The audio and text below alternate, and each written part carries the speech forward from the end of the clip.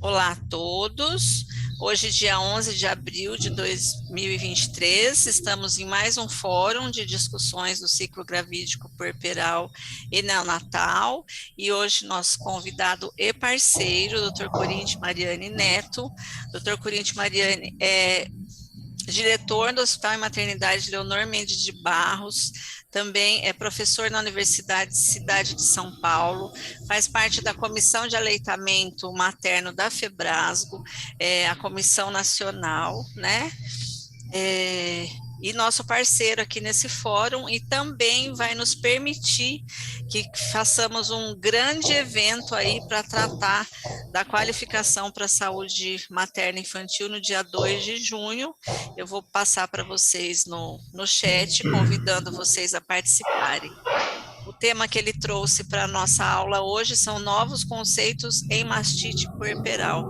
Professor Corinti, mais uma vez, gratidão por sua presença, a palavra é sua. Tenha uma excelente aula. Muito obrigado, Adriana. É um prazer enorme estar aqui, revê-la, rever todas as pessoas aqui conhecidas, e agradeço o convite e dizer que eu estou sempre à disposição para estar participando de eventos como esse. O tema que nós vamos falar, o tema que nós vamos abordar, a mastite puerperal, é um tema de extrema importância no dia a dia de obstetras, de pediatras, de ginecologistas, de uma série de profissionais que lidam com saúde materna e infantil, e é uma situação bem mais frequente do que se acha, e que muitas vezes não se lida de maneira adequada. Isso faz com que a situação clínica complique e se torne cada vez mais difícil fazer um tratamento adequado, simultâneo à manutenção da lactação e do aleitamento materno. O grande objetivo é prevenir, fazer com que não ocorra mastite puerperal, mas se ela ocorrer, diagnosticar o mais precocemente possível, tratar da maneira mais adequada para permitir que essa puérpera mantenha essa lactação. Muito bem, então, por que eu vou falar de novos conceitos em mastite puerperal? Porque nós temos conhecimentos clássicos, que eu vou passar aqui rapidamente. Existe alguma coisa de novo para se entender a fisiopatologia, como que ela acontece, muitas vezes, independentemente da ocorrência de, por exemplo, uma contaminação externa através de uma lesão no mamilo, por exemplo. Então, nós temos outras maneiras que aconteça a mastite puerperal. Não é tão raro assim, ela é frequente, e eu gostaria hoje de estar discutindo exatamente esses aspectos. Então, nós todos sabemos, é um processo inflamatório agudo da mama associado à lactação, geralmente de origem infecciosa. Nem sempre, mas geralmente de origem infecciosa. Vejam, 3 a 20%, dependendo do grupo de pacientes que eu vou analisar, 3 a 20% apresentam mastite puerperal, desenvolve pelo menos um episódio durante o período de amamentação. E lembrar que é mais frequente em primíparas, quase sempre é unilateral, excepcionalmente é bilateral, e costuma acontecer com mais frequência, pelo menos o primeiro episódio, nas 2 primeiras semanas pós-parto. Então, classicamente, nós temos esses fatores predisponentes, e que eles acabam acontecendo muitas vezes por falta de orientação e suporte à amamentação. Então, a falta de uma técnica adequada leva a pega incorreta e leva com muita frequência às fissuras, aos traumas papilares, que se constituem uma verdadeira porta de entrada para diversos germes. E, associado ou não a isso, esvaziamento inadequado, que também por falta de orientação adequada leva ao engurgitamento mamário, que é aquela estase láctea, além daquela fisiológica, daquela esperada entre uma mamada e outra. Então, quando se associa trauma papilar e engurgitamento mamário, nós temos o prato cheio para que se desenvolva a mastite puerperal, particularmente do tipo infeccioso. Esse é o conceito clássico que todos nós temos. Recentemente, começou a se falar muito em microbioma, microbiota. Hoje se fala muito sobre microbiota e nós temos todos os órgãos do nosso organismo apresentam a sua microbiota. A mama também, a mama não é diferente. Então, estudos mais recentes, conceitos mais recentes, mostram que é fundamental para que não haja esse tipo de complicação que a microbiota mamária seja mantida a mais fisiológica possível, ou seja, que nós tenhamos uma situação de eubiose mamária. Eubiose significa que a microbiota mamária está normal. E a microbiota mamária é constituída por bactérias, fungos, vírus, normalmente. E destacam-se principalmente Staphylococcus coagulase negativo e Streptococcus viridans, das subespécies mites, salivaros. Isso aqui é o que acontece normalmente na mama. Esses micro-organismos, particularmente essas bactérias, formam biofilmes muito finos e que revestem o epitélio dos ductos mamários. E a presença deles, numa quantidade adequada, permite um fluxo normal de leite. Então, esquematicamente, é mais ou menos o que nós temos aqui. Aqui temos o epitélio mamário, aqui nós temos um ducto mamário. Vocês vejam que aqui na parede do ducto está representado o depósito de bactérias, isso num aspecto absolutamente normal.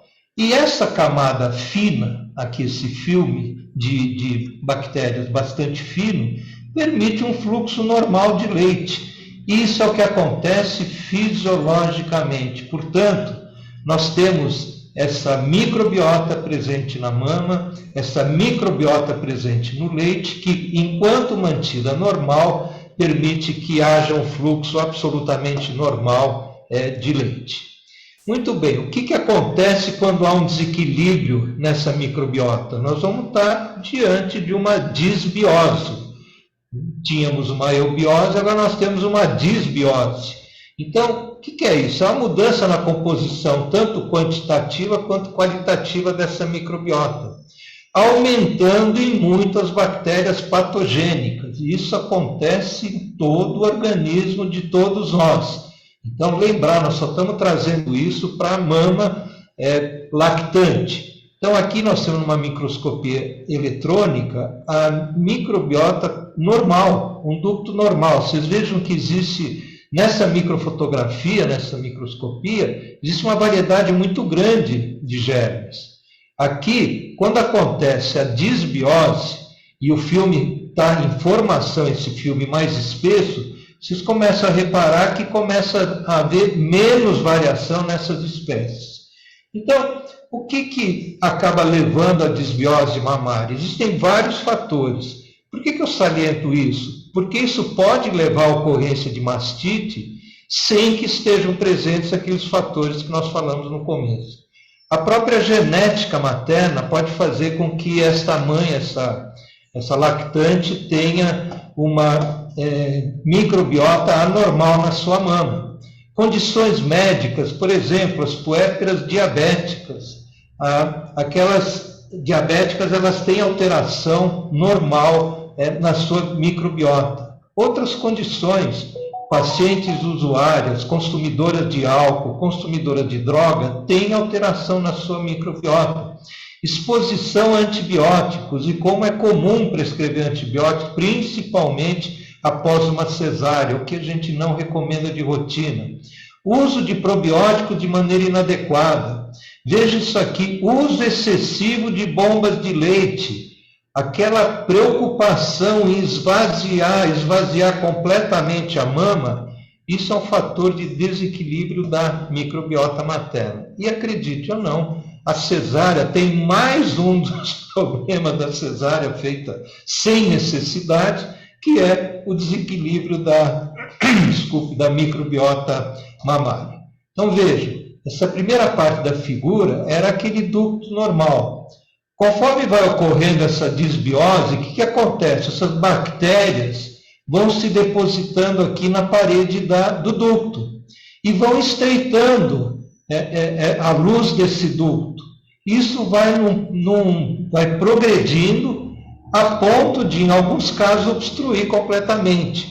Não estou falando de engurgitamento mamário, não estou falando de invasão de germes por uma fissura, coisa que o vale. Só estou falando de um desequilíbrio da microbiota mamária. Então, vejam que era super colorido aqui, de repente é um ou outro, mas predomina esse germe aqui. Então, a população de germe fica muito mais homogênea do que era na microbiota normal. Então, isso acaba levando a uma obstrução desse ducto, não só desse, como de toda uma rede de ductos, e isso dificulta cada vez mais a secreção de leite. Pode obstruir a ponto de se formar verdadeiras galactoceles aqui, e que muita gente confunde com abscesso. Isso não é um abscesso. Isso pode dar uma imagem muito semelhante no ultrassom, mas forma-se esse acúmulo de leite aqui, no caso, exatamente porque o ducto está obstruído, por causa de toda essa dificuldade de secreção do leite. Então, vocês vejam que, ao mesmo tempo que está acontecendo tudo isso, está se formando um processo inflamatório aqui ao redor, e essa puérpera já tem sintoma, mesmo que ela não tenha uma evidência clínica de mastite ainda, porque vai virar mastite isso aqui, se não se tomar uma atitude, se não se tomar uma conduta adequada.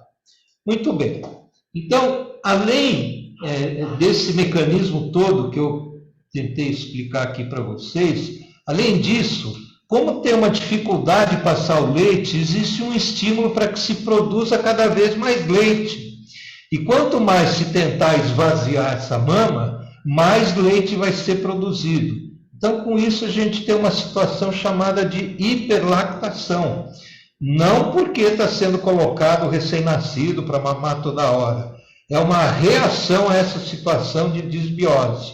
Então, essa hiperlactação predispõe a uma congestão maior ainda, processo inflamatório que ainda facilita mais ainda a disbiose. Ou seja, nós vamos ter um ciclo vicioso aqui. Então, vejam como essa história da disbiose, que é recente, essa história é importante. Nós temos que quebrar esse ciclo, fazer de tudo para quebrar, antes que isso se complique mais ainda. Aqui agora eu vou tentar mostrar sequencialmente isso que hoje se chama de espectro de condições inflamatórias na mama lactante.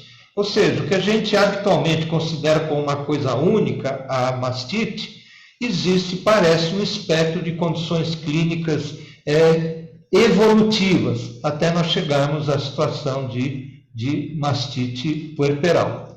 Então, como eu falei, tudo começa com a disbiose, nessa fisiopatologia, que essa disbiose vai levar ao estreitamento ductal. Além da disbiose, como eu já falei para vocês, existe aí a hiperlactação que piora, vai atuar mais ainda nesse processo inflamatório, levando já a congestão, edema e dor, que essa mulher já refere. Mesmo que ela não tenha uma hiperemia evidente, mesmo que ela não tenha uma hipertermia evidente, para a gente fechar o diagnóstico de mastite puerperal. Mas já começa a aparecer essas manifestações. Se eu não fizer alguma coisa nesse nível aqui, se eu não procurar de alguma maneira esvaziar essa mama para diminuir essa hiperlactação, aliviar esse estreitamento ductal, isso realmente vai caminhar para uma mastite inflamatória, que todos nós sabemos, acaba virando uma mastite infecciosa, acaba se contaminando e acaba virando uma mastite complicada, que é o que se considera quando se forma um abscesso.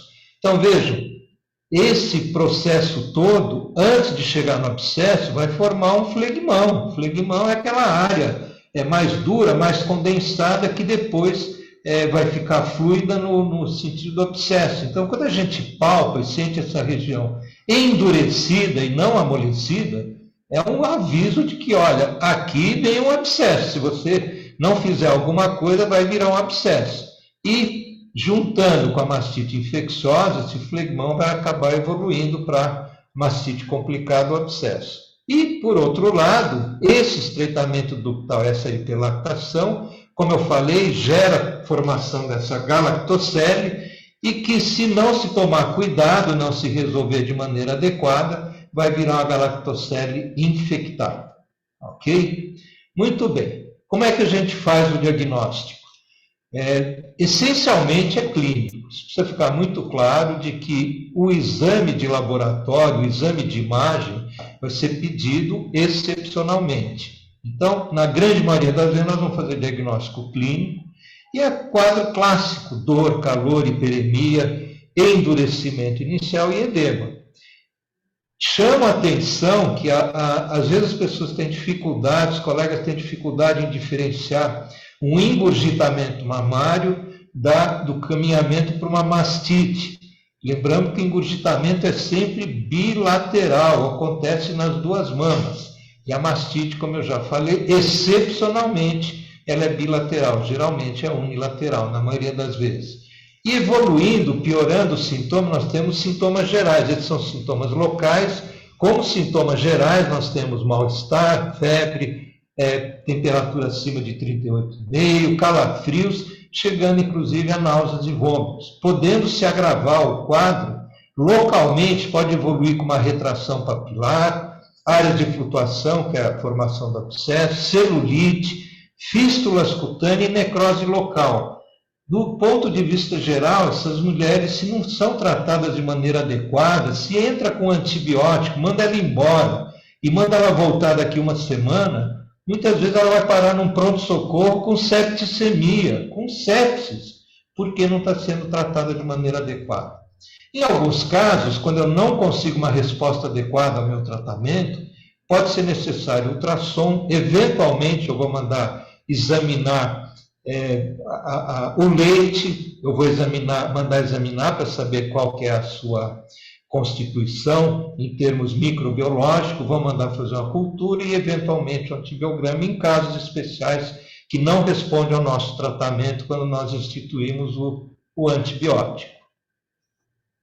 Vejam, isso aqui são imagens do nosso arquivo de complicações de mulheres lactantes que não foram orientadas de maneira adequada. O que eu quero chamar a atenção, todas elas foram tratadas. E elas deixaram de voltar. Elas receberam o tratamento e não voltaram. O que aconteceu de comum com elas? Em todos esses casos, a lactação foi bloqueada. Volto a dizer. Uma das piores coisas que a gente ouve, uma das piores condutas que existe é suprimir, é bloquear a lactação numa puérpera que está tendo mastite puerperal. A lactação tem que ser mantida, o fluxo de leite faz parte do tratamento. Ou seja, no momento que eu bloqueio a lactação, eu estou falando, mas não vamos produzir mais leite, eu estou mantendo retido o leite nessa mama e eu estou facilitando a piora dessa contaminação. Então, a gente pode ter desde celulite subcutânea, daqui um abscesso. Olha, isso aqui é tão grave que teve que fazer diagnóstico diferencial com câncer de mama. Olha a famosa pele de laranja aqui, o podorange. Mas isso é um caso de mastite puerperal maltratada. Pode fazer fístula a ponto do leite sair por outros canais, porque aqui está totalmente obstruída. Em casos gravíssimos como esse, até chegar à necrose da pele local. Quando que eu vou indicar ultrassom? Principalmente se eu suspeito que tem um abscesso. E se eu palpar e sentir o abscesso, recomenda-se ultrassom até para tentar identificar se é um abscesso só, se nós temos múltiplos abscessos, se eu tenho algum outro abscesso mais profundo que eu não consegui palpar. E como eu vou fazer uma conduta invasiva, eu vou pulsionar ou eu vou drenar, eu preciso saber de antemão quantos abscessos são. Então, neste caso, que se suspeitou de um abscesso, fez-se ultrassom e não apareceu o abscesso. Nós temos edema aqui no tecido mamário, mas nós não vemos nenhuma coleção líquida. Foi fundamental para fechar esse diagnóstico. Agora, como que a gente trata? Então, a primeira coisa que eu sempre falo, a gente insiste em uma coisa, parece que não é simplesmente o que está no livro, a conduta técnica, o que eu vou dar de remédio para ela. Primeira coisa, essa mulher tem que ser acolhida. Ela é uma puérpera, muito provavelmente com algum grau de tristeza, o famoso blues puerperal. ela não está curtindo o seu puerpério, a sua lactação, da maneira como falaram para ela que seria uma maravilha, né? É um ato de amor e você vai estar no paraíso amamentando o seu filho. E ela não está vivendo nada disso, na realidade ela está vivendo o inferno. Então a primeira coisa tem que ser acolhida, tem que ser tratada, tem que ser escutada, tem que ser dado maior apoio para ela. Não interromper o aleitamento, isso é uma regra número 1 aqui, quando a gente vai tratar a mastite. Começar a oferta pela mama sadia, e se a mama afetada estiver tão dolorida que não dá para dar de mamar, eu vou tirar de maneira artificial, com ordenha, seja manual, que é a melhor de todas, seja com outro método. Mas não interromper a lactação nunca. Massagem e ordenha local, massagem a gente conhece para melhorar a consistência desse tecido, principalmente na parte areolar. E a ordenha, eu volto a falar, nós não podemos ter o espírito que tem que esvaziar tudo, tem que esvaziar o necessário. Se esvaziar tudo, a gente acaba piorando, porque a gente acaba provocando maior produção de leite, como eu falei, muitas vezes em ductos obstruídos. Obrigatório o uso de analgésico, pode ser o paracetamol, anti-inflamatório, pode ser ibuprofeno, piroxicam, isso a gente faz para todos. E medidas de suporte. A mulher tem que descansar, tem que ser bem hidratada e temos que olhar o que ela está comendo, porque de repente até na nutrição dela nós podemos estar ajudando no tratamento. Muito bem. A maioria se infecta. A maioria acaba virando uma mastite infecciosa. E 50% a 60% dos casos de mastite infectada, nós temos a presença do Staphylococcus aureus. Então, outros que podem aparecer, e quando aparecem, não raramente apresentam quadros mais graves, é o Streptococcus beta-hemolítico, Escherichia coli, Pseudomonas, Enterobacter, anaeróbios. Então, tomar muito cuidado. Se eu começo o meu tratamento antibiótico e não tenho uma resposta minimamente adequada, em até 24 horas, se a mulher está com muita febre, está com muita dor, se não há uma melhora, eu não estou dizendo que ela vai sarar em 24 horas, mas ela tem que mostrar uma melhora. É um grande sinal de que o antibiótico que eu estou dando não está sendo adequado para essa paciente. E uma vez que eu tenha sucesso, a gente recomenda a cefalexina ou clindamicina, cada serviço tem a sua rotina, começando com via oral cada 6 horas, no mínimo 7 dias, idealmente 10 dias. Casos mais graves, que eu vou até internar essa paciente, vão receber antibiótico terapia por via intravenosa. Aí pode ser a clindamicina, cefazolina com metronidazol, existem vários esquemas, cada serviço tem o seu esquema, todos se mostram muito eficientes. Levofloxacin com metronidazol e, naqueles casos de estafilococo resistente, o uso da oxacilina, que é exatamente para atingir todos os tipos de estafilococos. Também aqui por via intravenosa, no mínimo por uma semana, idealmente 10 dias. Muito bem. Quando que eu vou internar a paciente para fazer essa medicação intravenosa? Quando eu não tenho melhora com antibiótico terapia num ambiente ambulatorial. Antes eu falei 12 a 24. Aceitamos até 48 horas, tem que ter uma melhora muito boa. Se não tiver, interne essa paciente. Todas que precisarem de uma drenagem cirúrgica, porque eu fiz diagnóstico da presença de abscessos, eu vou mostrar para vocês abscessos múltiplos, obrigatoriamente tem que ser cirúrgico. Se o quadro toxêmico não melhora, ou se eu vejo que a progressão está sendo mais rápida do que o tratamento desse quadro infeccioso. Aí nós passamos para a mastite complicada, que é a presença de abscesso. Vejam, até 11% das mastites puerperais acaba apresentando um abscesso. Varia de 3% a 11%, dependendo da população. Da população que eu estou atendendo e dependendo do tratamento que está sendo feito, isso facilita ou dificulta passar para um abscesso. Vejam fatores de risco para aparecer abscesso, a gente tem que ficar de olho nessas mulheres, desde a gravidez, cirurgia mamária, cesárea, distúrbio de lactação anterior, uma gestação anterior, no puerpério anterior, trauma mamilar muito precoce, manipulação excessiva da mama, hipergalactia, produção aumentada, mamilos planos ou invertidos. Não é só fazer aquele tratamento local ou eventualmente usar um acessório para facilitar a lactação aqui, mas prestar atenção que essas mulheres estatisticamente têm mais chance de desenvolver um abscesso. E o ultrassom na presença de abscesso, volto a falar, mesmo que esse aqui está até visível, além de palpável, ele é visível, o ultrassom é fundamental para eu fazer um diagnóstico adequado. Então, quando eu tenho no ultrassom, que é um abscesso único, que ele não é maior de 5 centímetros, e não tem várias lojas, eu posso fazer um tratamento ambulatorial com punção, de preferência guiada por ultrassom. Quando eu tenho um abscesso acima de 5 centímetros, ou mais de um, são múltiplos abscessos, ou é um só, mas tem várias lojas, está indicada a drenagem cirúrgica, internar essa paciente e fazer drenagem cirúrgica. Então, muita gente fala, mas se eu puncionar, a chance de recidiva é alta. A literatura fala que vale a pena fazer punção, e se ela voltar no ambulatório e fazer de novo, vale a pena, até 3 a 5 punções vale a pena para não ter que interná-la. Na maioria das vezes a gente tem sucesso. E aqui vocês vejam, quando fizer a incisão e drenagem, é opção, aí já é um detalhe, que só uma curiosidade aqui, se eu vou ou não vou suturar essa área que eu fiz a incisão. Neste caso, foi deixado para cicatrização por segunda intenção. E vocês vejam que o resultado aqui fechou completamente.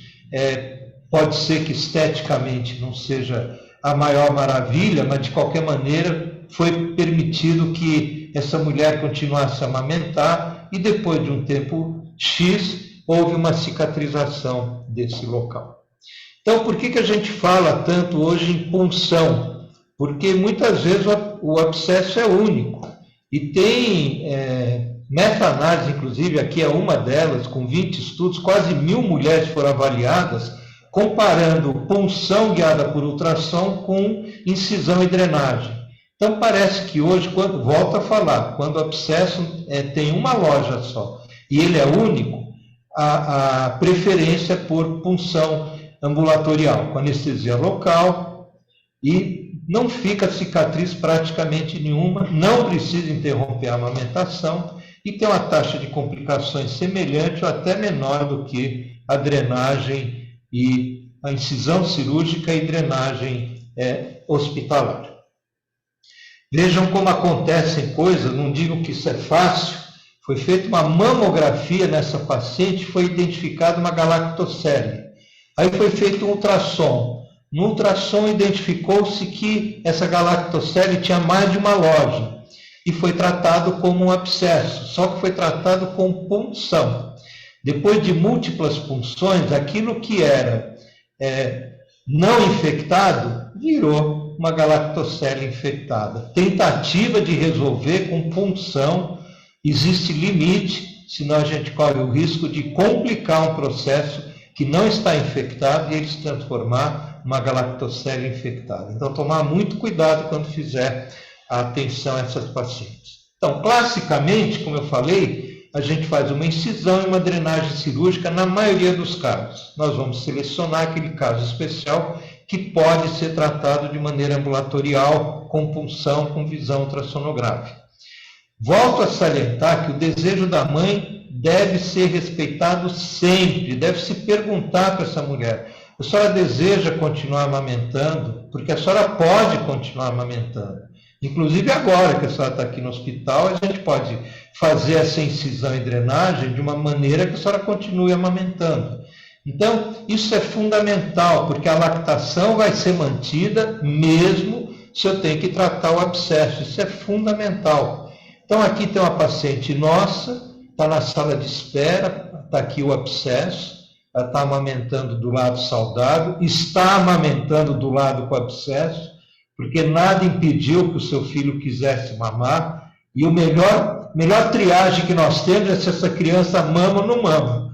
Se ela rejeitar, é porque alguma coisa está errada. Então, vale muito mais a pena ela receber o leite com todo o seu conteúdo, mesmo que tenha um abscesso nessa mama. E veja, ela queria continuar amamentando.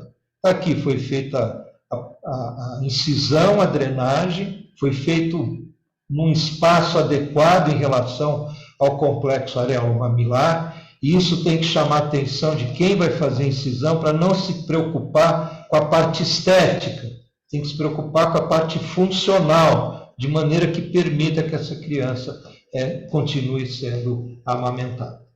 Muito bem, existem vários tratamentos associados descritos na literatura. Eu vou citar aqui o que nós temos, muita coisa é clássica, que nós inclusive já citamos. Então, como eu falei, eu vou repetir, a coisa mais comum é entrar direto com tratamento antibiótico com diagnóstico de mastite. O antibiótico está reservado para mastite bacteriana, porque se a mastite se trata, neste momento que eu estou vendo, apenas de um processo inflamatório, e eu entro com antibiótico, eu posso facilitar que ela se transforme numa mastite bacteriana, porque eu estou fazendo uma seleção da flora dessa mulher.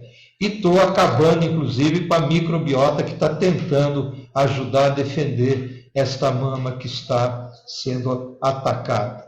Então, antibiótico para mastite inflamatória interrompe o microbioma mamório e aumenta o risco de progressão para mastite bacteriana. Está mais do que provado que antibiótico profilático não é eficaz para prevenir mastite. Não adianta dar antibiótico profilático, que ele não vai agir para evitar a mastite infecciosa. Uma coisa interessante que eu trouxe aqui, pouca gente fala sobre isso, pouca gente aborda esse assunto. A gente fala para todo mundo da importância da massagem. Já falei que não deve ser feita massagem profunda, nada agressivo. Então, a massagem profunda, ela vai aumentar o processo inflamatório, o edema e a lesão microvascular. Isso a gente precisa lembrar. Tem que evitar, inclusive tem gente que recomenda o uso de vibrador comercial, aparelho de massagem. Nada disso, é massagem manual.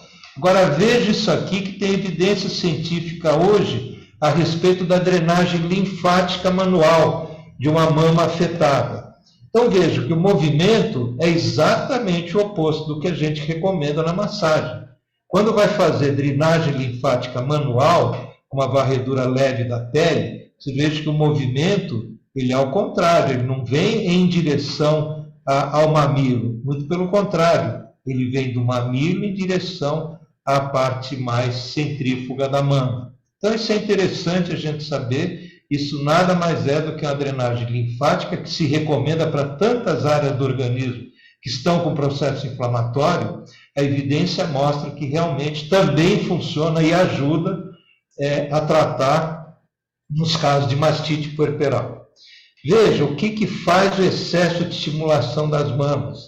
Tem gente que fala, tem que esvaziar, tem que esvaziar, tem que esvaziar. Olha, esvazia até piorar mais ainda o processo. Então, se esvaziar demais, vai aumentar a congestão, vai piorar a hiperemia, o edema, vai aumentar a dor, inchaço, vermelhidão, inclusive diminui a capacidade do bebê retirar o leite efetivamente e perturba o microbioma do leite. Então, eu volto a falar.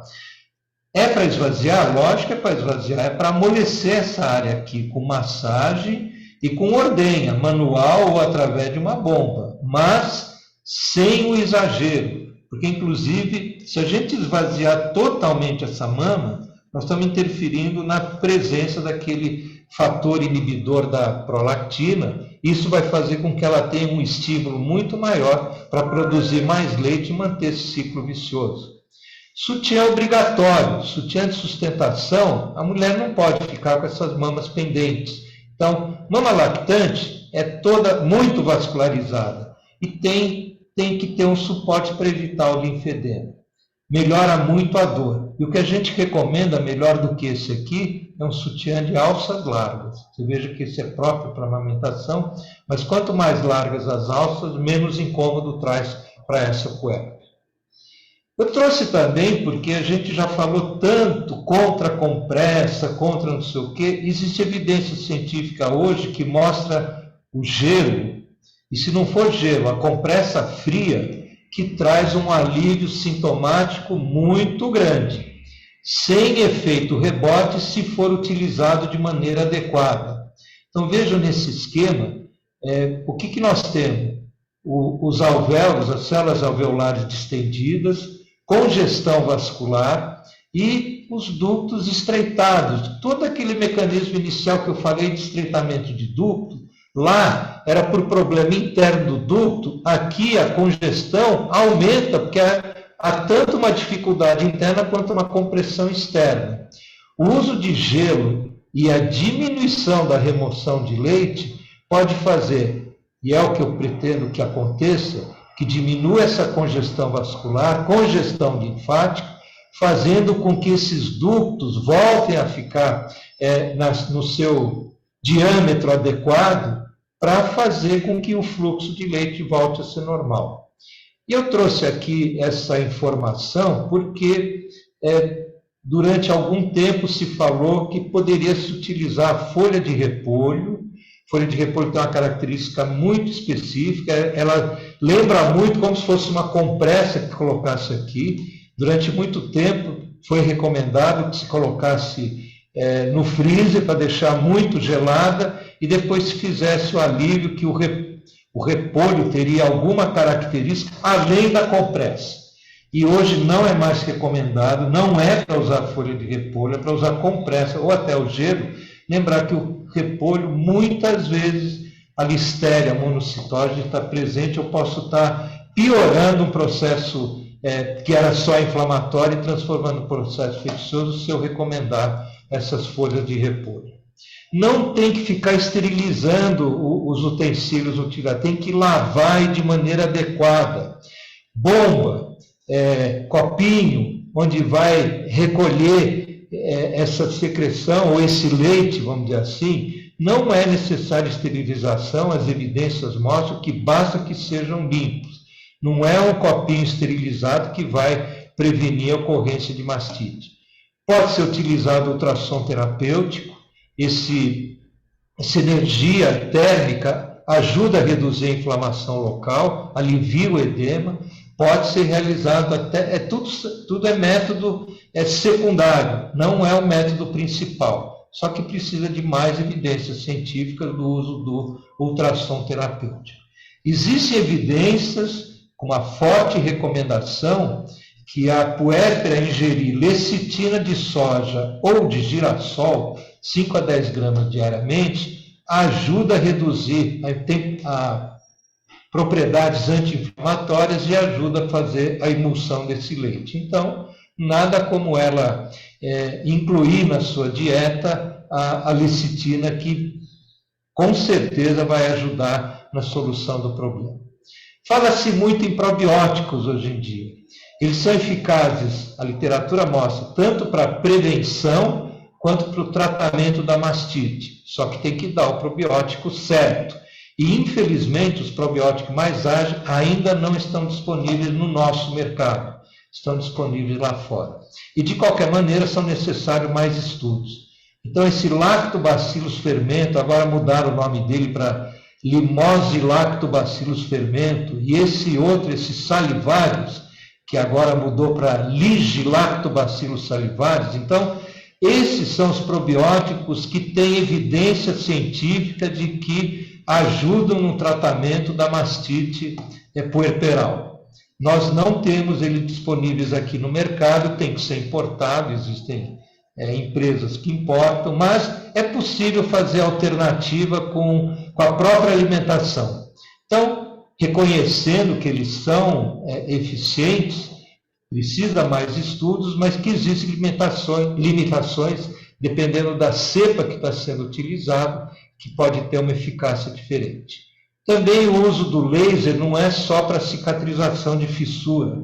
O laser pode ser utilizado, tem gente que usa o laser de baixa frequência e que ele pode ajudar, porém, a evidência científica é muito baixa. Tem, inclusive, uma citação na Biblioteca Cochrane mostrando que a recomendação tem o grau de recomendação é muito fraco, mas não deixa de ser mais um processo que pode ajudar. Ninguém vai deixar de tratar porque não tem o laser disponível. Volto a falar, não estou falando de cicatrização de fissura, isso é outra coisa. Estou falando de tratamento de mastite, porque o laser tem um poder anti-inflamatório, sim. Muito bem. Agora, para resumir tudo, importante é o pré-natal, gente. É o que a gente fala para essa grávida, para a gente começar a prevenir tudo isso, para que ela tenha um parto adequado, um pós-parto adequado e uma lactação adequada sem intercorrências. Então, orientações básicas, higiene, sutiã, uso de rolinho ou não, tudo isso tem que ser conversado com a gestante, ela tem que estar conhecendo tudo isso. Autoexame é importante e como ela deve manejar o engurgitamento. Eu já falo com isso durante o pré-natal. Não deve aparecer, mas se aparecer, como lidar com engurgitamento, fissura, como fazer ordenha, como deixar o mamilo flexível. Já ensinar como que é a pega adequada. Fazer um alerta sobre os acessórios. Isso aqui é um perigo, gente. O uso inadequado de intermediário, mas principalmente de conchas, isso é um perigo. A maioria dos profissionais não tem noção de como isso é perigoso. Eu já ouvi muita resposta, tanto faz se usar ou não usar, deixa ela usar. Não, não é para usar. Eu vou mostrar por quê. E detectar precocemente fatores de risco que nós já comentamos aqui, e se a puérpera está tendo a gestante está tendo dificuldade de entender essas orientações que estão sendo dadas durante o pré-natal. E já traçar uma estratégia. Fala-se tanto hoje em plano de parto, não é a moda? Por que nós não fazemos um plano de lactação, um plano de aleitamento com a gestante, para já explicar para ela tudo que é bom, tudo que ajuda? Nada como ela estar bem informada e se informar em locais adequados, não através da internet, não através do Google. Olha que absurdo, o uso inadequado de conchas protetoras. Essa paciente que passou pelo nosso serviço foi orientada, não aqui, foi orientada, vocês não vão acreditar, ela comprou a concha numa banca de jornal que tinha perto da maternidade onde ela deu à luz. Eu tenho até a foto da banca de jornal que tem uma plaquinha anunciando que eles vendem conchas, mas eu não pus aqui até por respeito a quem está assistindo essa aula. E foi orientado. Quem que orientou? O jornaleiro, com todo respeito ao jornaleiro. Foi ele, o vendedor, que orientou que ela tinha que usar, mas tinha que apertar muito, para não deixar escoar nada do leite, tinha que ficar retido. Olha o que aconteceu com essa mulher. Olha que coisa absurda, a obstrução de ductos que aconteceu e acabou virando uma mastite. Por quê? Olha a marca aqui da concha, que coisa absurda. Quem orientou? Um leigo, e que vendeu muito bem o produto que ele queria vender. Só que não tem nada de científico, não tem nada de que ajudasse essa mulher, só atrapalhou. Então, ainda os probióticos, é possível usá-los durante a gravidez, existem várias citações a respeito, principalmente para aquelas mulheres grávidas que tiveram mastite no puerpério anterior, elas poderiam se beneficiar na administração de probióticos no final da gravidez. E que isso, nós temos alguma evidência que é capaz de reduzir a probabilidade de uma mastite de uma nova lactação. Então, não tem probiótico disponível adequado? Tem um monte de comida, bebida, preparos aí que é possível, para quem gosta de picles, para quem gosta de iogurte caseiro, esses produtos com fermentação natural, o iogurte caseiro e também o convencional, o picles, e esses produtos aqui, o kefir, a bosa, a tarrana, são tudo, na realidade são sucos, é uma mistura de ervas que nós temos e que tem prebióticos e probióticos em quantidade bastante alta, que isso pode ser uma alternativa para prevenir, eu não estou falando para tratar, para prevenir principalmente naquelas pacientes que a gente já viu que são de alto risco. Muito bem, depois que a mulher dá à luz, eu tenho que fazer o acolhimento, apoio emocional, como eu falei logo no comecinho, tem que orientar, se ela não aprendeu no pré-natal, tem que orientar a técnica adequada, posicionamento e pega, tem que mamar sob livre demanda, intervalo e duração de mamada, nada de interromper a mamada, porque já passaram X minutos, tem que passar para outra mama, isso é uma coisa inacreditável que ainda se oriente. Massagem prévia às mamadas, massagem é muito boa, desde que seja feita suavemente. Esvaziamento com a ordenha, ó, que apenas o necessário, não vai ficar tirando, quanto mais tirar melhor, que as evidências mostram que não é para esvaziar completamente a mama. Alternar as mamas nas mamadas e tratar de maneira adequada, caso aconteça fissura, seja com o próprio leite, seja com a lanolina, seja com o uso de laser. E ainda, eu queria encerrar resumindo tudo que eu falei aqui.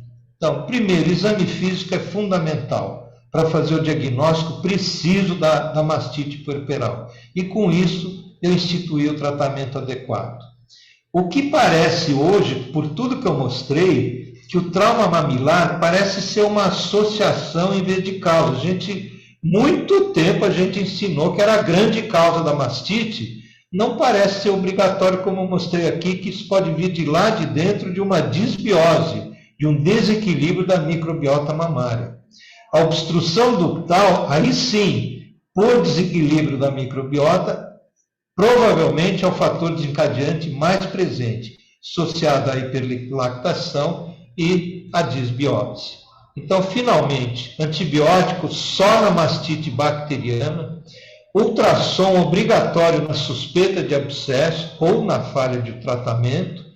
Punção do abscesso, tem que selecionar essa paciente para fazer o tratamento ambulatorial, mas é perfeitamente possível que eu faça uma punção e faça um tratamento ambulatorial sem ter que interná-la.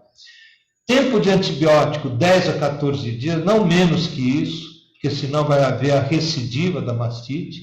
Massagens superficiais menos traumáticas e, vou insistir novamente, pode ser considerado probiótico, só que esses que estão em negritos, infelizmente, nós não dispomos. O que existe no mercado nacional, e que é muito controversa a literatura, são esses lactobacillus raminosos e esse bifidobacterium lactis. Ele existe disponível, mas esses aqui não parecem ter a mesma eficiência que os dois primeiros, que infelizmente nós ainda não dispomos. Muito bem. Eu queria encerrar agradecendo a atenção de todos e recomendar essas leituras. São 3 leituras que eu recomendo. Existe essa série de recomendações e orientações da FEBRASO, especificamente sobre a amamentação, que nós publicamos em 2021, a Comissão Nacional de Aleitamento Materno. Existe esse livro publicado pela doutora Maica Volpato e a doutora Beatriz Jerônimo. São 2 mastologistas, e eu fico muito contente que o pessoal da mastologia está se interessando por aleitamento materno. Isso é maravilhoso. Então, esse livrinho eu recomendo que todo mundo compre e tenha. Doenças mamárias na gravidez e na lactação. O capítulo de mastite lactacional puerperal está excelente. E a maioria dos assuntos que eu tratei aqui hoje, eu me baseei neste protocolo, que é o mais recente, da Academia de Medicina do Aleitamento. O protocolo que foi publicado o ano passado, na metade do ano passado, é o que nós temos de mais recente em conceitos sobre mastite puerperal. É aqui que começa a se falar sobre o espectro da mastite, que eu tentei passar para todos aqui agora. De novo, muito obrigado pelo convite, muito obrigado pela atenção. Estou à disposição se tiver necessidade de responder alguma pergunta. Muito obrigado, Adriana. Obrigada, senhor Dr. Coríntio, maravilhosa a sua aula. Vou passar imediatamente para os participantes, fiquem à vontade para as perguntas. Eu vou ver se eu não tenho respondido também, eu vou te dar. Se alguém está falando, eu não estou ouvindo. Eu ouço um som, mas não consigo identificar. Dr. Coríntio, muito obrigada. A Rosinete estava com o microfone aberto. Rosinete, você quer falar? Vai falar?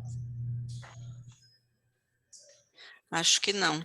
Tem uma pessoa que foi sua residente, deixa eu achá-la aqui. Opa!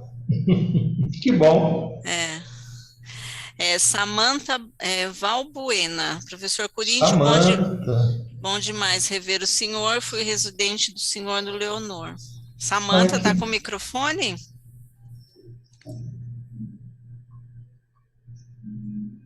Ah, não consigo identificar a colocação dela.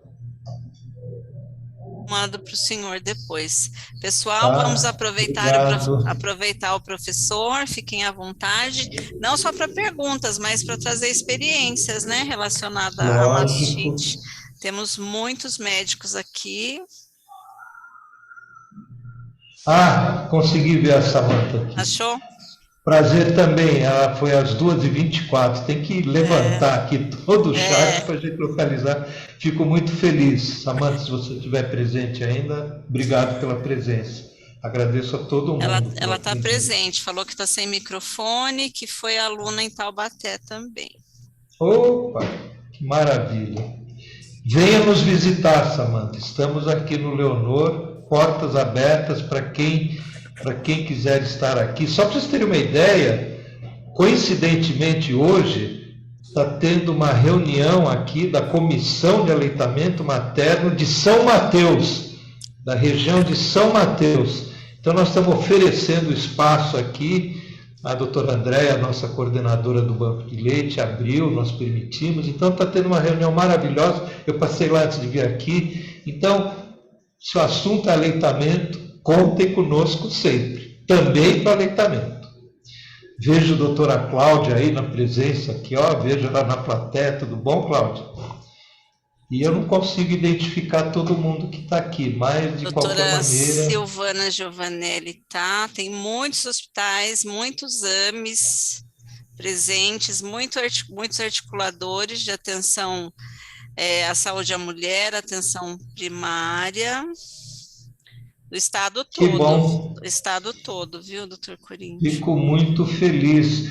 Eu só queria reforçar, gente, precisa prestar atenção, porque não é para acontecer mastite puerperal. Não é para acontecer assim em 95% dos casos. Os 5% restante é porque tem alguma coisa na história dela que realmente vai fazer com que tenha um fator de risco muito importante. Agora, desenvolver mastite, uma nulípara, que não tem histórico nenhum, vai desenvolver mastite porque foi mal orientada ou nem orientada foi, não dá para a gente admitir isso aí. Não dá para admitir o descaso com a mulher que deu à luz e que agora está amamentando. Nossa, eu vejo o professor Geraldo Duarte levantando a de mão. Mão levantada. Que privilégio. O doutor Luir também... Os dois levantaram a mão, eu não vi quem levantou primeiro. Por favor, podem fazer as honras e abrir os microfones. Que prazer em vê-los. Por favor. Professor Corinto. Oi? Obrigado pela aula, foi excelente. Me diga uma questão sobre a ocitocina em spray nasal. Ela tem sido indicada ainda para ajudar o esvaziamento mamário? Na sua pergunta, você já colocou a resposta, para ajudar quando necessário. O que não pode é fazer o que a gente fazia no passado, né, há muitas décadas atrás, sistematicamente a puérpera levar a receitinha do Sintocinon spray para casa, a gente falava, vai usando, que não é isso que vai resolver. Pode ajudar, sem dúvida. Em alguns casos, se você está usando... todos os métodos aqui que foram descritos, mesmo assim percebe que existe talvez até uma dificuldade de saída do leite, o que se fala muito é o seguinte, a ocitocina não vai aumentar a produção de leite, ela vai ajudar a fazer com que esse leite produzido saia. Então, de alguma maneira, não adianta querer que a ocitocina faça com que haja uma maior produção de leite. De uma maneira geral, hoje, eu não tenho visto assim indicações precisas para o uso da ocitocina nasal. Mas eu volto a dizer, pode ser um método auxiliar para ajudar a esvaziar uma mama que esteja principalmente engurgitada. Não sei se fui claro, está satisfeito com a resposta? Então, tá bom. Foi. Muito obrigado, professor. Obrigado pela pergunta. Obrigada, meu amigo Geraldo Duarte vai aparecer ou não? Vai continuar escondido aí? Eu só vejo o nome dele. grande professor Geraldo Duarte. Ele está dizendo que o Zoom não detectou o microfone dele nem a câmera, mas deixei aqui expresso o meu agradecimento. Nossa, eu que agradeço, fico honrado também com a sua presença aqui. É uma honra ter o professor Geraldo, professor titular lá de obstetrícia lá de Ribeirão Preto, da Faculdade de Medicina da USP de Ribeirão Preto, que a gente já conviveu bastante, já fizemos várias coisas juntas, já tive o prazer de frequentar eventos lá de Ribeirão junto com o professor Geraldo. Eu fico realmente agradecido com a sua presença aqui. Obrigado, Geraldo, e mande um abraço para todo o povo lá de Ribeirão. Por favor. Professor Coríntio, temos uma pergunta. A Patrícia Queiroz. Prótese mamária pode ser associação à mastite? Então, é um fator a mais. A prótese em si, ela já é um fator de dificultar a amamentação fisiológica. A gente sabe disso, que queira ou não queira, diminui o espaço disponível para que haja a distensão da glândula mamária fisiológica. Então, a presença da mastite, sim, está vendo? Essa é aquela paciente que no pré-natal já tem que ser orientada. Toma cuidado, porque você tem um fator de risco nas suas mamas. Em algum momento esteve indicado, foi colocado, independentemente da posição em que essa prótese está. Se ela é retromuscular, se ela é retroglandular, não importa. Em qualquer lugar que ela esteja, não há distensão onde existe a prótese. Existem relatos, não tão raros assim, inclusive de ruptura de prótese, tamanha a pressão que faz a mama lactante quando ela está assim bastante distendida. Então não deixa de ser, com todo... o professor Geraldo apareceu lá. Não deixa de ser, sem dúvida, um fator de risco, mas não é a prótese que vai provocar a mastite. É a falta de cuidado especial, de não deixar essa mama encher demais de leite e não deixar que isso aconteça. Fazer o esvaziamento talvez mais frequente pela presença da prótese, porque essa paciente fez uma mamoplastia ampliadora num período em que ela estava preocupada muito mais com a estética do que com outras coisas. Então, não é causa direta, mas é um fator de risco, sem dúvida. Professor Geraldo. Oi, Adriana. Oi. Estou lutando com esse microfone desde o início aqui, só agora que deu certo. Que bom. Que bom. De uma maneira mais polida, eu quero cumprimentar a todos e todas aqui presentes, cumprimentar o professor Coríntio, e deixei uma mensagem, eu já estava desanimando de te cumprimentar. Né?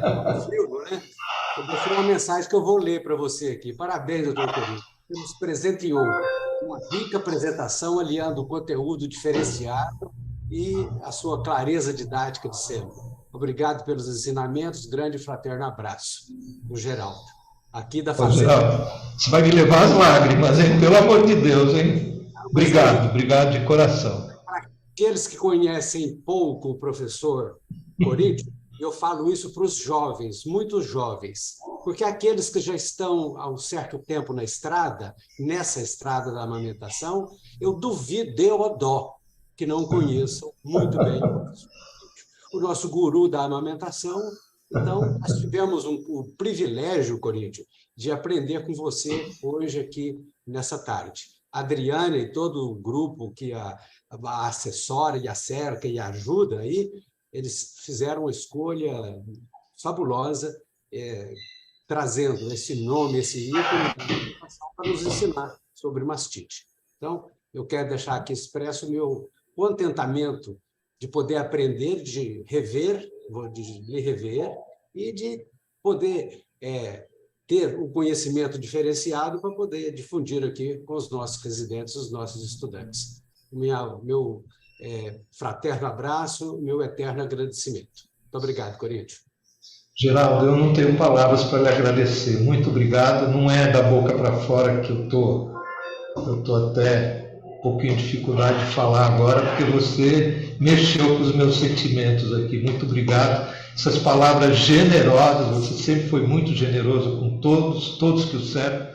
por isso que você é tão bem-quisto, porque por isso é tão querido em todos os ambientes que frequenta. E eu tenho o privilégio de conhecê-lo, de conviver na parte acadêmica, até na parte social. Então eu fico muito feliz com a sua presença aqui e, de novo, de coração, muito obrigado pela sua presença e pelas suas palavras muito carinhosas e muito generosas. Obrigado. Obrigado, gente. Essa é a parte mágica, né, gente, de poder estar num lugar como esse, todos reunidos e presenciar, né, essa expressão de amor. Vocês são muito fofos, muito obrigada. Doutor Geraldo já sabe que a gente chama ele de fofo, doutor Coríntio também. Então, entre nós, né, a Fátima acabou de falar, doutor Coríntio é muito fofo. Então, assim, é gratificante a gente poder ouvir duas pessoas que nos trazem tanto conhecimento, tanto aprendizado, e nessa luta aí nossa constante aí para qualificar a saúde das nossas mulheres, dos indivíduos que passam pelo ciclo gravídico puerperal. Muito obrigada. Tem mais uma pergunta, professor Lucrécia Romeu. Professor, até quantas drenagens podemos fazer? E ela coloca 5 e interroga. Não vamos confundir drenagem com punção. Drenagem é para ser uma só. Se eu coloco essa paciente no centro cirúrgico, faço uma incisão e coloco um dreno, esse procedimento tem que ser resolutivo. Agora, a punção ambulatorial é um pouco diferente. Eu não vou me meter a fazer drenagem ambulatorial. Ninguém recomenda isso. Tem que ser internada a paciente. Então, se eu entendi, de repente estava querendo dizer outra coisa, a punção, a literatura fala no máximo 5 punções. Expõe até eu acho interessante quando colocam o máximo assim, de 3 a 5 no máximo.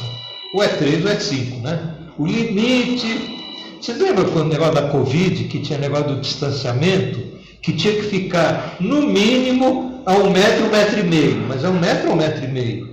Né? Alguns falavam 1,5 metro, 2 metros, mas ou é um ou é outro. Então, porque se eu não adotar um, eu não estou fazendo o mínimo. E aqui, desculpa essa comparação, voltando a falar, punção ambulatorial, paciente, olha, tem que conversar com essa paciente, ela tem que saber que é possível que ela volte, é possível que haja recidiva, e tem que ser explicado para ela que mesmo se ela não tem maiores dificuldades de se locomover, de repente é um transtorno para ela se locomover, para ir até o local onde vão fazer a punção, de repente é mais interessante internar e fazer a drenagem e resolver.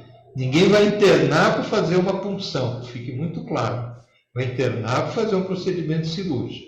Agora, a punção, conversa-se com a paciente, e isso é uma chance que está se dando a ela para não precisar ser internada, ser submetida a uma anestesia, para que ela não precise frequentar o centro cirúrgico, que coloque um dreno, etc, etc, etc. Então, tem que ser muito bem selecionado e muito bem conversado. E dizer a ela que isso pode, apesar de ser esvaziado, pode ser que volte.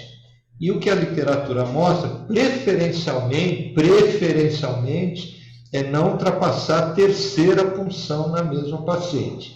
Excepcionalmente, é muito mais vantagem ficar fazendo punção do que...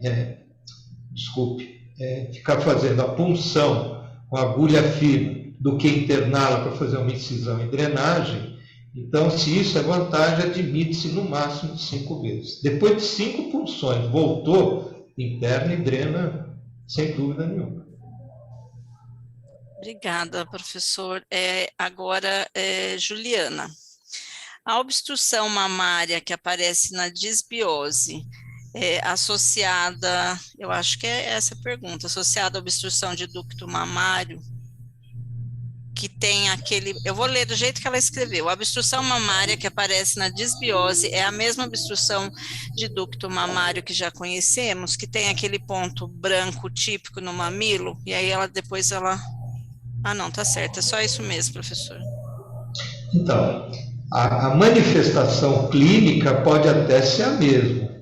O que eu tentei trazer aqui é para a gente pensar um pouquinho que pode haver todo um processo interno, sem ter absolutamente nenhum procedimento inadequado dessa puérpera. Pode ser por características dela, ou porque alguém prescreveu para ela, por exemplo, fez cesárea, prescreveu antibiótico que não precisava prescrever. E ela ainda tem um antecedente de, por exemplo, de cirurgia mamária. Então, ela tem tudo para provocar essa disbiose, sem mesmo ela amamentando normalmente, fazendo toda a rotina que a gente orienta. É isso que estou tentando chamar a atenção. É que pode vir uma obstrução, porque a flora, a microbiota, que seria fisiológica, a eubiose se transformou em disbiose. Então, isso provoca uma obstrução interna, sem que tenha havido uma penetração de germe por uma fissura, etc, etc. A manifestação clínica pode ser a mesma, porque uma vez obstruído o ducto, seja qual for o motivo, a resultante vai ser essa, não sai o leite, todo aquele quadro que eu mostrei para vocês, vai promover mais produção de leite para tentar sair mais ainda, e isso aí pode ter esse pontinho branco no mamilo ou não. O que a gente precisa ver é o que acompanha isso daí, é todo esse processo inflamatório, esse endurecimento local, por isso que é fundamental palpar essas mulheres. Pedir um ultrassom aí não vai dar nada, não vai achar nada. Nesse momento em que a única manifestação é a obstrução do ducto e a maior produção de leite. Então, o exame físico, a anamnese e o exame físico são fundamentais. Você pode ou não identificar esse ponto branco que a gente costuma identificar com frequência. Esse pontinho branco é mais comum, pelo menos na minha visão, quando isso aí está querendo virar uma vesícula, quando isso aí está querendo virar uma lesão desse mamilo, muito mais provocada por algum estímulo externo do que decorrente de alguma obstrução decorrente da disbiose. Ok? Professor, me chamaram a atenção aqui que tinha uma pergunta anterior. A Edilene perguntou, mesmo saindo secreção purulenta, mantém a lactação? Isso é uma coisa, quando a gente responde, muita gente até se retira da sala. Mantém. Porque o leite materno tem tudo, inclusive aquilo que já está combatendo o germe que acabou gerando essa mudança do aspecto do leite. Não tem nada, não tem melhor triagem do que o recém-nascido, gente. Qualquer coisinha que antes que vire secreção purulenta, já começa a alterar a composição do leite, muda o sabor do leite e ele recusa, ele não quer tomar esse leite, porque não é o leite que está acostumado. Então, se a criança está recebendo normalmente, não tem problema nenhum ela mamar numa mama infectada. O problema único aí é a mãe conseguir amamentar desse lado que está com uma mastite. É muito difícil. Precisa ser muito persuasivo o colega ou a colega para orientá-la que ela pode amamentar desse lado. A dificuldade maior é dela. Mas em relação à criança, 1000 vezes receber um leite que tenha um germe patogênico aí do que receber uma forma. E digo mais, as evidências mostram hoje que instituições que fazem para pesquisa cultura de leite, que já foi identificado em leite dito fisiológico, a mulher não tinha nada, não tinha massinha, não tinha nada, muitos germes patogênicos, e que em outras situações estariam provocando mastite, estariam provocando outras coisas, estariam provocando até secreção purulenta. E por que essa mulher não tem mastite? Por uma série de fatores. A defesa dela está mais preparada, esse germe que está é menos virulento, é menos agressivo, então ele não chega a provocar alteração e o leite não tem mudança nenhuma no seu aspecto.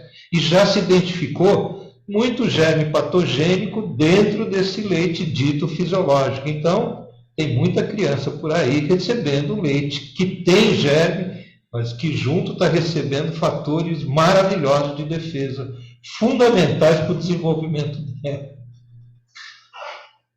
Ok? Ok, Eu professor. falo, Adriana, duas coisinhas que muita gente sai da sala. Quando eu mostro aquele slide do recém-nascido mamando, que o dreno está lá em cima, uma vez eu apresentei isso num congresso, eu não lembro se foi da SUGESP ou da FEBRAS, um monte de gente se levantou da sala indignado, dizendo que eu era muito fanático demais, que eu não devia nem ser convidado para dar aula. Ficaram indignados com a imagem, que o mais importante é que, olha onde fizeram a incisão, que absurdo, não foi? E não estavam preocupados com a beleza da imagem, que é possível amamentar, sim, dedo com dedo. E o outro motivo é quando me perguntam, essa pergunta que foi feita, eu falo, não, continua amamentando. Outra metade sai da sala dizendo que realmente eu sou fanático demais. Não, eu mostro que tem evidência científica. Com certeza. Professor, mais uma. Juliana, doutor, sou enfermeira coordenadora do Banco de Leite Humano de Itapira. Eu não sei se foi mencionado na sua aula, mas aqui no nosso serviço orientamos as lactantes com engurgitamento mamário, mudar o posicionamento da amamentação para auxiliar o esvaziamento mamário. Obrigada pela belíssima aula. Muito obrigado, Juliana, pela pergunta. Essa mudança de posição a gente recomenda principalmente quando a gente consegue identificar que tem uma área da mama que está mais afetada.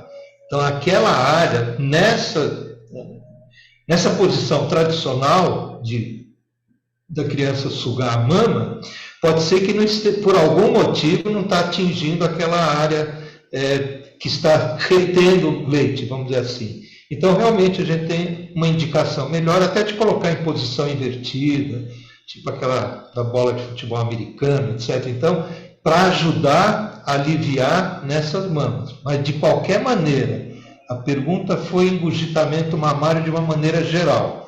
Pode mudar o posicionamento. Agora, a mama fica engurgitada, eu não sei se eu entendi direito. Se ela está engurgitada de uma maneira geral, sem ter localização, sem ter um cordão mais identificável, mais fibroso, etc., etc., talvez mudar a posição ajude, mas o que realmente está acontecendo, eu entendo, é que essa mama não está sendo esvaziada de maneira adequada. Então, está ficando leite, está produzindo mais leite, está ficando leite, está produzindo. Isso é muito comum quando tem horário certo, horário fixo, não faz livre demanda. Meu Deus, eu já vi, eu já presenciei, eu estava visitando gente conhecida que alguém na sala, que era a avó da criança, falava, está na hora de mamar. Não é porque está dormindo que vai desrespeitar a hora de mamar, vai passar muito tempo. Então, esse conceito antigo que a gente tem que se preocupar de orientar não só a lactante, e a gente sabe que o entorno dela é muito importante, a começar com o seu companheiro, a começar com quem convive com ela, começar com quem vira para ela e fala assim, não quero saber, amanhã de manhã eu tenho um compromisso, eu preciso dormir essa noite, sabe? Principalmente esse, a gente tem que trabalhar muito para se envolver e ajudá-la. Então, eu, na nossa prática, acredito que na sua também, Juliana, se for diferente, você me fale, por favor, eu acho que é mais comum, eu entendo, eu vejo que é mais comum o engurgitamento sem localização, quando a técnica de esvaziamento não está sendo respeitada a livre demanda, tanto de horário, tanto de intervalo, quanto de duração da mamada. A livre demanda evita. Agora, se estiver localizado, está perfeito mudar a posição da criança para sugar. Concordo plenamente. Professor, doutor Edgar, parabéns, professor. É recomendável orientar as puérperas ainda na maternidade o uso do sutiã após as mamadas? Então, quanto às orientações das mastites, deixar RN de barriga para cima para evitarmos a morte súbita do lactente? Provavelmente Edgar, acho que é pediatra, será? Porque essa última frase é típica do pediatra, preocupação do pediatra, né? De deixar em decúbito dorsal, não deixar em decúbito lateral, muito menos em decúbito ventral, por causa da prevenção da morte súbita. Mas o sutiã sempre é indicado. A mama tem que ser mantida na horizontal, ela não pode ficar pendente. E a mama lactante, ela é pesada, ela pesa muito, e a tendência dela é fazer uma pitose mesmo. Então, tem que usar o sutiã o mais adequado possível, tem que ser confortável, não pode ser frouxo e não pode ser apertado, tem que ser confortável, que mantenha, como a gente fala, as mamas horizontalizadas, principalmente para não haver compressão de ductos pela posição, pela pitose dessa mama. Então, deve sim. E o que eu falei, o que eu recomendo quando a paciente pode fazer isso é que seja de alças largas. Às vezes o peso das mamas, esse sutiã está segurando, às vezes aquela alça fininha, ela não se queixa da mama, mas ela se queixa de dor nas costas. Então, a gente precisa tomar um pouquinho de cuidado, tá atirando de um lado, não está deixando desprotegido do outro lado. Então, esse é o ideal. Sempre usar sutiã, ou porta-seios, como querem outro, sempre usar para manter essas mamas horizontais. E, sem dúvida, deixar essas crianças de barriga para cima, sem dúvida. Essa é a orientação universal. Põe para rotar e depois põe ela deitada de barriga para cima, né? E isso é fundamental que seja falado, porque a tendência é diferente. A tendência é colocar a criança em decúbito lateral, até preocupado, porque ela pode regurgitar e pode aspirar, etc, etc, ou até em decúbito ventral, que isso é um absurdo. Então, realmente, para evitar a morte súbita, que está descrito na literatura, deixar em posição supina, né? Deixar de barriga para cima. Obrigada, professor. Pessoal, mais alguém tem alguma pergunta, alguma contribuição de experiência para trazer para a nossa aula? No chat. Olha, gente, só dá licença, Adriana, muito obrigado por tantos elogios que eu estou lendo aí no chat, nem dá para... Agradeço a todo mundo, quem colocou, quem não colocou, não tem importância, mas muito obrigado por tanto carinho aí que eu estou vendo. Eu não sabia que eu tinha tantas fãs assim, né? Tem tanta gente escrevendo que é minha fã. Tá aumentando e fico muito feliz mesmo. Obrigado. Que bom. Eu vou mandar o chat para o senhor com todas as manifestações. Fico muito feliz. Vou mandar. Uhum. Pessoal, mais ninguém? Só para completar rapidamente, eu aqui no Leonor, eu estou à disposição, quem quiser alguma coisa que a gente possa ser útil aqui, o nosso banco de leite, a nossa estrutura. Estou falando, hoje está tendo reunião da Comissão de Aleitamento Materno de São Mateus. É a primeira reunião que eles estão fazendo fora lá da área deles, estão aqui no nosso auditório, onde nós vamos receber o pessoal aí para o evento que a Adriana falou, em junho. Aliás, depois eu precisava conversar com você, viu, Adriana? Estou aproveitando o espaço, mas depois eu preciso conversar com você à disposição sobre esse evento. Detalhes do evento, tá? Tá. A minha preocupação de que tudo dê certo. Tá bom, Juliano tem falado bastante comigo também, mas estou à disposição. Tá bom. Depois a gente conversa. E agradecida. Bom, pessoal, eu vou passar as considerações finais para o professor. Antes disso, eu vou encaminhar para todos o convite da aula da semana que vem. Nossa aula será de neonatologia. E agradecer por estarmos juntos aqui mais uma terça-feira até esse horário. Passo a agradecer em nome do Grupo de Enfrentamento à Morte Materna, Infantil e Fetal, professor Coríntio, essa grandiosa, maestral aula que tivemos hoje, que a gente possa disseminar essa aula para o mundo, de tamanha importância que ela tem aí para o cuidado com as mamas, né, para a gente manter aí a lactação adequada, um cuidado humanizado, trazer a fala de um professor, o quanto nós precisamos ter empatia, precisamos entender singularmente o cuidado de cada usuária atendida pela equipe como um todo. Professor, muito obrigada, suas considerações finais. Eu que agradeço novamente, agradeço o convite, a oportunidade, agradeço a atenção de todo mundo que está aí presente até agora. Muito obrigado pela presença. Só tem razão de ser a gente falar alguma coisa se tem gente ouvindo, e quando tem muita gente ouvindo, a gente fica muito contente, que a gente é mais valorizado ainda o que foi falado e quem aqui falou. Muito obrigado de coração. Eu gostaria que isso realmente fosse colocado na prática, que essas mulheres que estão numa situação dificílima, só tem gente cobrando, só tem gente falando, precisa isso, precisa aquilo, precisa não sei o quê. Não, essa mulher tem que ser acolhida. E toda oportunidade que a gente tiver de encontrar uma puérpera, qualquer puérpera, principalmente uma puérpera lactante, a gente tem que acolhê-la, mas acolhê-la muito, com os braços muito abertos, e entender o que está acontecendo com ela, antes de falar o que ela precisa fazer, o que ela não pode fazer. Antes disso, é entender para criar um ambiente que seja o mais empático possível. Tá? Muito obrigado, gente, de coração. Estou à disposição de vocês, quando vocês quiserem. Gratidão, gratidão, professor. Pessoal, até semana que vem. Professor Geraldo, gratidão por ter ficado conosco até agora. Obrigado, Um beijo gente. a todos, beijo Tchau, a todos. tchau, gente, tchau para todo mundo. Obrigado. Tchau.